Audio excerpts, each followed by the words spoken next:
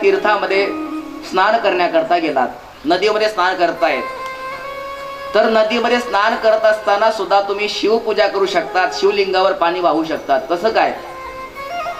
श्री सूतजी महाराज म्हणतात, शौनकादी ऋषींनो, स्नान करत असताना अंगठा घ्यायचा आणि त्या अंगठ्यामध्ये भगवान शंकराच्या शिवलिंगाची धारणा करायची, भावना करायची आणि त्याच्यावर पाणी व्हायचं. तर भगवान शंकराच्या पिंडीवर पाणी वाहण्याचं फल माणसाला प्राप्त होतं. कारण संसारामध्ये क्रियेला महत्व आहे आणि परमार्थामध्ये भावनेला महत्व आहे. संसारामध्ये क्रिया अत्यंत महत्वाची, तिथे भावनेला काही किंमत नाही. आणि परमार्थामध्ये भावनेला किंमत आहे, तिथे क्रियेला काही किंमत नाही. बोले शंकर भगवान की. मला एक सांगा, सुंदर ते ध्यान उभे विटेवरी हा काय आहे? अभंग आहे. राजस सुकुमार मदनाचा पुतळा रवी शशिकळा लोपलिया हा सुद्धा काय आहे? अभंग आहे. माझे माहेर पंढरी हा सुद्धा काय आहे? अभंग आहे. आता तुम्हाला सांगतो, अरे अरे विठ्या मूळ मायेच्या कारट्या, तुझी रांड रणकी झाली, जन्म सावित्री चुडाले आली, तुझे गेले मडे तुला पाहुनी काळ रडे. हा काय आहे? तुम्हाला शिव्याने वाटलं का? शिव्याच आहे, पण त्या प्रेमाने दिलेल्या आहेत, भावनेतून दिल्या आहेत भगवंताला. या शिव्यातून सुद्धा भाव आहे, म्हणून तो सुद्धा अभंगच आहे. परमार्थामध्ये भावनेला किंमत आहे आणि संसारामध्ये क्रियेला किंमत आहे. शाळेमध्ये चित्रकलेचा तास होता.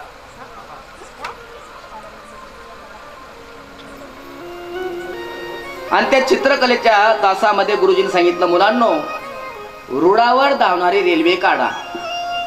विद्यार्थ्यांनी लगेच वया काढला चित्रकलेच्या, चित्र काढायला सुरुवात केली. पण एक ढ मुलगा होता. पण एक सांगू का, हे ढ पोरं जास्त हुशार असतात. तू म्हणणार कशावरून? सिद्ध करून दाखवतो. हे ढ पोरं हुशारच असतात, फक्त त्यांची हुशारी ते अभ्यासामध्ये वापरत नाही, रिकामं काम करण्यामध्ये जास्त वापरत असतात. तर त्या ढ पोराने काय केलं?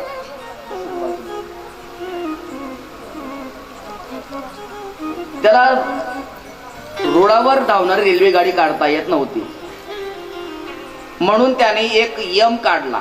झाला डोंगर, तिथे एक छोटासा बोगद्यासारखं चित्र केलं आणि 2 रेषा ओढून दिल्या आणि बाजूला एक वाक्य केलं, गुरुजी रेल्वे रुळावर धावते, सध्या ती बोगद्यामध्ये गेली. आणि ते चित्र दिलं गुरुजीकडे. पण शेवटी गुरुजी ते गुरुजी. आधी 2G होतं, नंतर 3G आलं, 4G, आता पुढे भविष्यात 5G येऊन गेलं. पण गुरुजी ते गुरुजी. शेवटी तुम्ही किती जी वापरा, गुरुजी ते गुरुजीच. गुरुजीने ते चित्र वाचलं, त्याच्या वाक्याच्या खाली एक वाक्य लिहिलं, बंड्या तुझ्या रेल्वेला बोगद्यातून बाहेर येऊ दे, मग मार्क देतो म्हणे. आता मला सांगा, त्या मुलाने भावना केली की रेल्वे चालू आहे पण ती बोगद्यामध्ये गेली, मार्क मिळतील का? नाही. का? कारण संसारामध्ये क्रियेला प्राधान्य, भावनेला प्राधान्य नाही. पण परमार्थामध्ये क्रियापेक्षा भावना पाहिली जाते. श्रावण महिना चालू आहे आणि तुमच्याकडे बेलाचं पान सुद्धा नाहीये, पण पूजा करण्याकरता जायचंय. तर निर्गुळीचा पाला घेतला आणि भगवान शंकराच्या पिंडीवर वाहत असताना, देवा मी दुर्बळ आहे, मला आज बेलाचं पान सुद्धा प्राप्त झालं नाही, पण हा निर्गुळीचा पाला तुमच्यावर मी सोन्याचं बेलाचं पान समजून ठेवतोय, समर्पण करतोय, अशी भावना केली तरी सुद्धा ते भगवान परमात्मा स्वीकारत असतात. कारण परमार्थामध्ये भावनेला किंमत आहे. म्हणून तीर्थामध्ये स्नान करत असताना अंगठ्याचं शिवलिंग तयार करायचं, त्या ठिकाणी शिवलिंगाची भावना करायची आणि पाणी समर्पण केलं तर तिथे भगवान शंकराच्या पिंडीवर पाणी समर्पण करण्याचा पुण्य माणसाला प्राप्त होत असतं. बोले शंकर भगवान की. जर एखाद्या मनुष्याच्या द्वारे शिवलिंगाची स्थापना केली तर तिथे 100 हात चौरस ते पुण्यक्षेत्र मानलं जातं. त्या मंदिराच्या चारही बाजूने 100 हात लांब एवढं पुण्यक्षेत्र मानलं जातं. पण जर स्वयंभू शिवलिंग असेल तर 4000 हात जी चौरस भूमी आहे त्याला पुण्यक्षेत्र मानलं जातं. यानंतर महादेवांनी सप्तवारांची निर्मिती केली. यानंतर 3 महत्वाच्या घटना सांगतायत: देश विचार, काल विचार आणि पात्र विचार. देश विचार, कोणत्या कालामध्ये कोणत्या देशामध्ये जप करावा, दान द्यायचं असेल तर कोणतं पात्र उत्तम आहे, कोणत्या कालामध्ये जप केल्यानंतर विशेष पुण्य प्राप्त होतं. हा देश पात्र विचार आपण श्रवण करणार आहोत. पण त्याआधी 2 मिनिटं भगवंताचं नामचिंतन करूया. भोले शंकर शंकर भोले भोले भोले शंकर भोले शंकर भोले भोले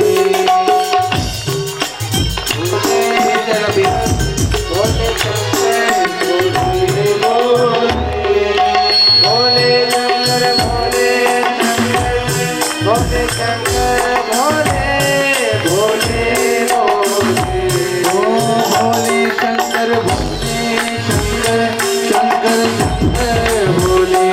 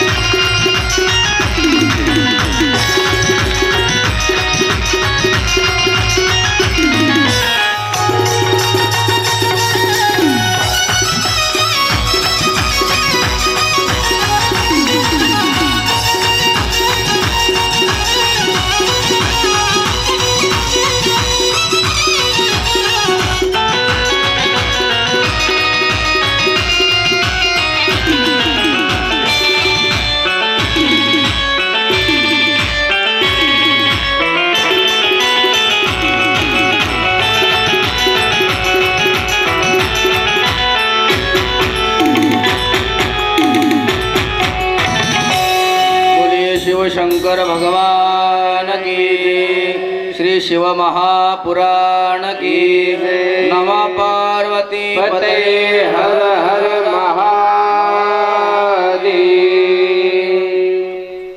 श्री सूतजी महाराज शौनक आदी ऋषींना सर्वप्रथम देश विचार सांगतात.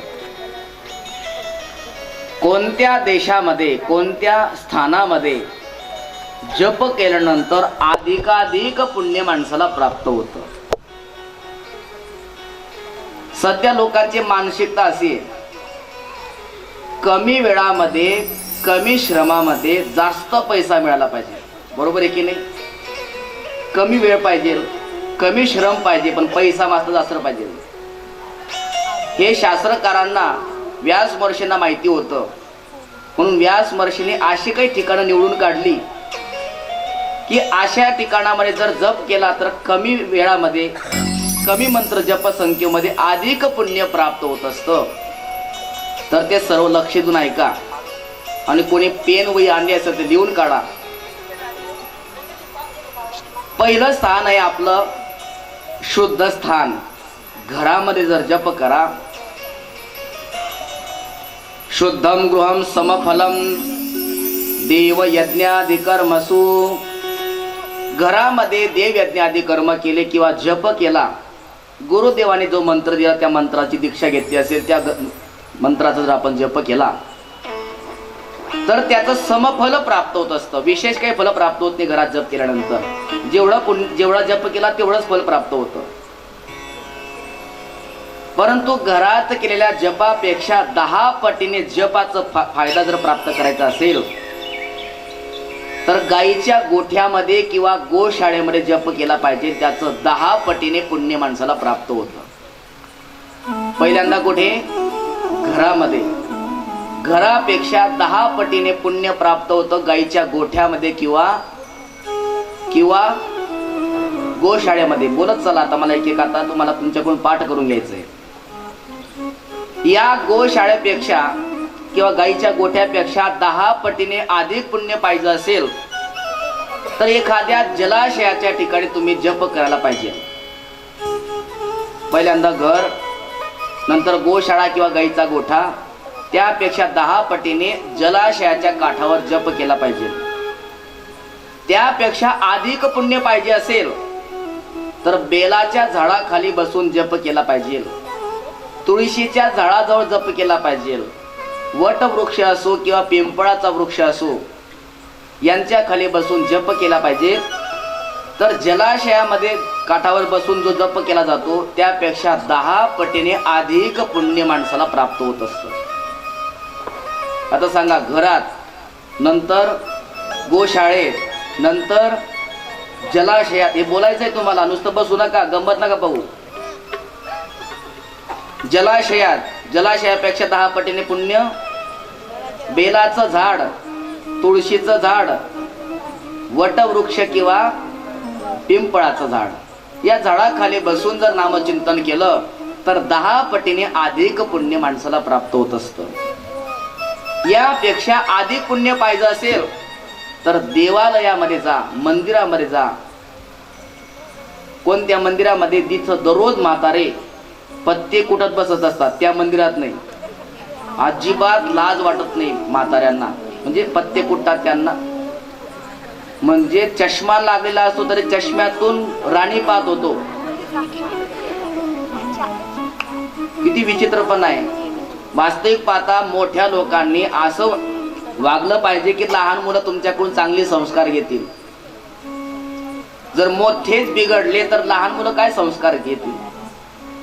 घरामध्ये जो कर्ता मनुष्य, जो मोठा मनुष्य आहे, त्याचं आचरण चांगलं असलं पाहिजे. म्हणजे घरातील जी नवीन येणारी पिढी आहे ती चांगली घडत असते.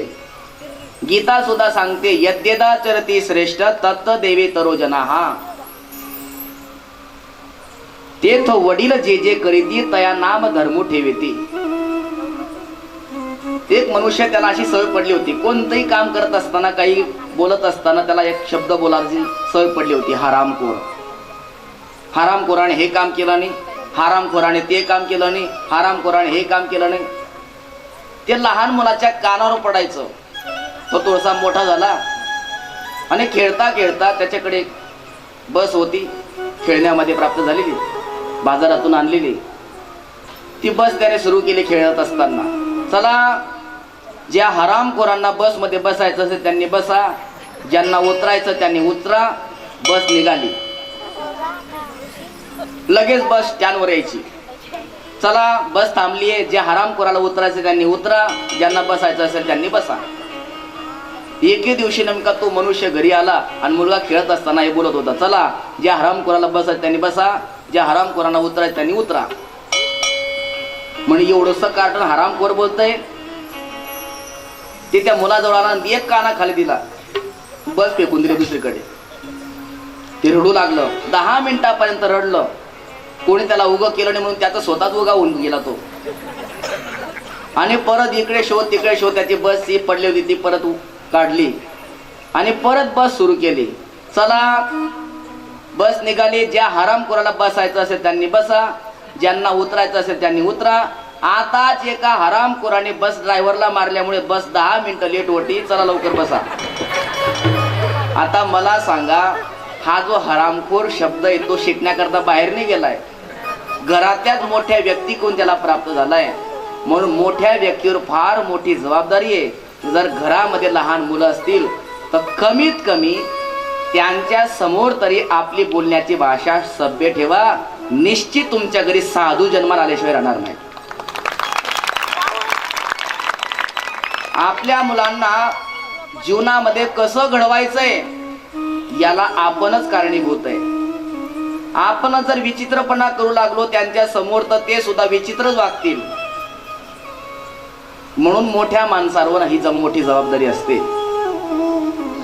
तर मी सांगत होतो, देवालयामध्ये जर जप केला तर बेलाच्या झाडाखाली जप केल्यानंतर जे पुण्य मिळतं त्यापेक्षा 10 पटीने अधिक पुण्य मंदिरामध्ये जाऊन जप करत बसायचं. जप करत बसायचं म्हणजे त्या पिंडीला असं धरून बसायचं नाही बरं. काही काय आता ते सुरू झालंय, 15-15 मिनिटं 10-10 मिनिटं हालतच नाही. बाकीच्यांचा नंबर लागत नाही 10-10 वाजेपर्यंत. त्यामुळे एका मंदिराचे 2 मंदिरं झाले, 2 मंदिराचे 4 होतील आता पुढे चालू.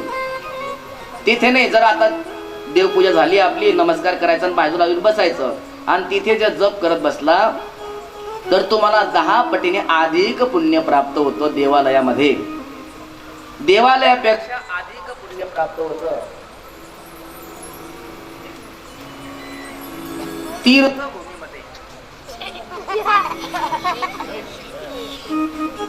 तीर्थभूमीमध्ये जर आपण जप केला तर देवालयापेक्षा अधिक पुण्य 10 पटीने पुण्य प्राप्त होत असतं. तीर्थभूमी कशाला म्हणतात?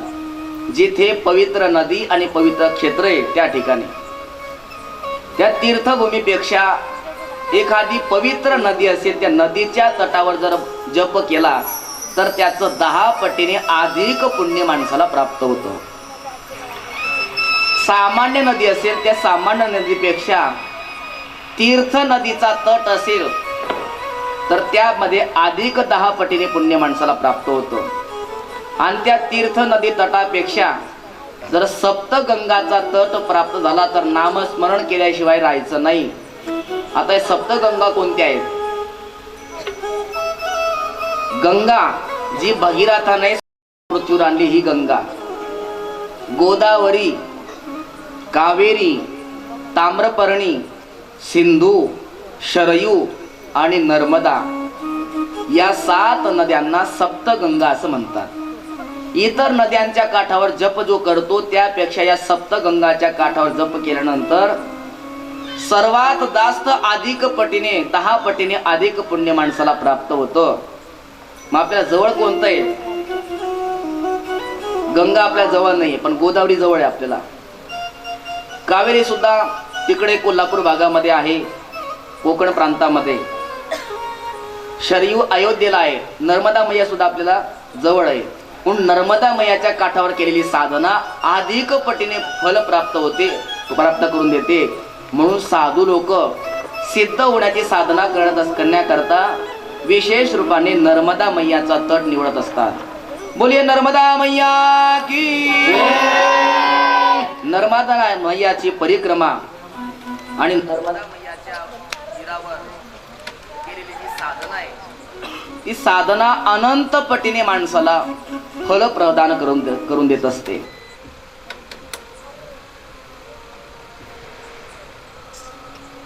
या 7 गंगापेक्षा तुम्हाला जर अजून जास्त पटीने पुण्य पाहिजे असेल कमी श्रमामध्ये, तर मग तुम्ही समुद्र तटाजवळ गेलं पाहिजे.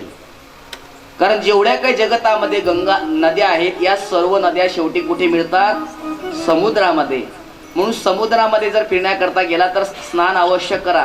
कारण समुद्राचं स्नान केल्यानंतर संपूर्ण तीर्थामध्ये, संपूर्ण नद्यांमध्ये स्नान केल्याचं पुण्य माणसाला प्राप्त होतं. सप्तगंगापेक्षा 10 पटीने पुण्य समुद्र तटावर जप केल्यानंतर प्राप्त होत असतं. समुद्र तटापेक्षा 10 पटीने अधिक पुण्य पर्वताच्या शिखरावर जप केल्यानंतर प्राप्त होत असतं. म्हणून बघा तुम्ही हिमालयामध्ये, उत्तराखंडामध्ये साधू लोक जास्त सापडतात का?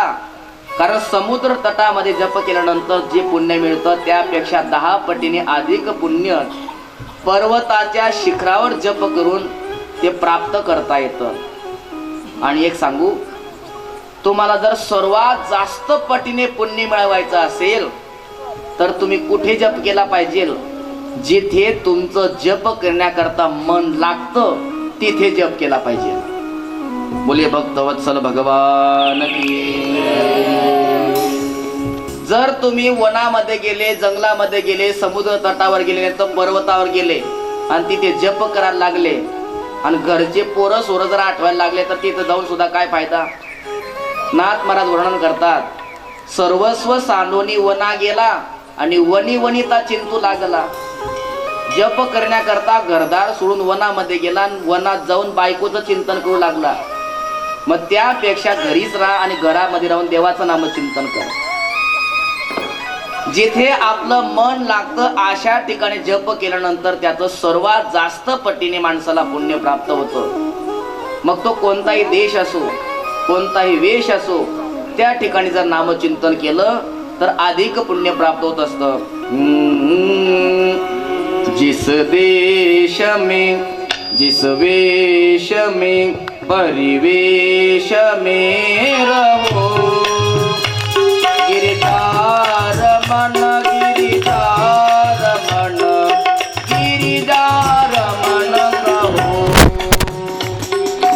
देश में, देश में, देश में रहो. गिरिधार मन, गिरिधार मन, गिरिधार मन कहो. देश में, परिवेश में रहो. गिरधार मन, गिरधार मन, गिरधार मन कहो. देश में,